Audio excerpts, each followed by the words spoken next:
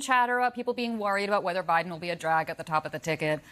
You're seeing, obviously, the president's campaign investing a lot in battleground areas, trying to get a lot of boots on the ground, a lot of staffing, and really trying to elevate this message that he is helpful and is delivering, which I think in a lot of these swing districts is key. They want to really show voters that they have been delivering on priorities like infrastructure, like healthcare, and so forth. So I mentioned Republicans who are embracing Trump, but there are actually a fair amount in the House and the Senate who simply are just not there yet. I asked just a lot of Republicans about the fact that Trump, after Super Tuesday, he became the presumptive nominee. He was on the way to the nomination. So what? Are they going to get behind him? Some of them just wouldn't answer.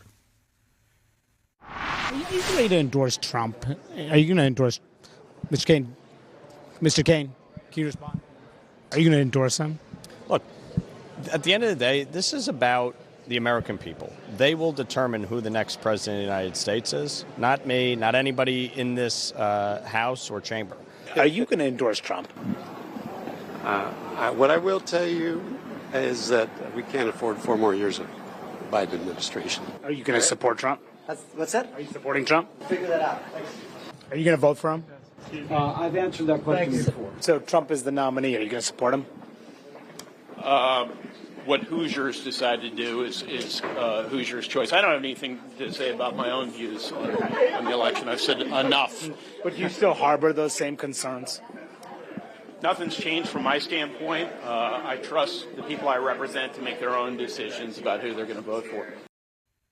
I mean, some of those senators are not up for re-election, like Senator Todd Young, and he's not there yet, and a lot of the members aren't. What do you think of that? I didn't know Billy on the Street was back on the air. I think it probably is trickier actually in the Senate, where there's a lot of overlap between the seats that the Democrats are defending, whereas in the House, and the battleground states for the presidential, whereas in the House, I mean, a lot of this is going to be, like you said, in New York, where the Democrats have pickup opportunities because of the redistricting. Yeah, exactly. And, some of them who are in those swing districts, the Congressman Brian Fitzpatrick being one of them, wouldn't say if he's supporting Trump. Mike Lawler said he didn't want to get into that. And others, Congressman Dan Newhouse, one of 10 Republicans who voted to impeach Donald Trump, not saying if he will endorse him here. But you're seeing that's the Republican hand-wringing about Trump that is clearly still existing. And then there's the Republican political operation, their strategy. We talked about immigration in the last segment. There was a vote last week in the House on a bill named after Laken Riley. Democrats said it was a overreach, that Republicans were taking advantage of a tragic situation, and a lot of them didn't vote for it. Well, the ones who didn't vote for it are now being hit by a new campaign ad from the House GOP campaign arm.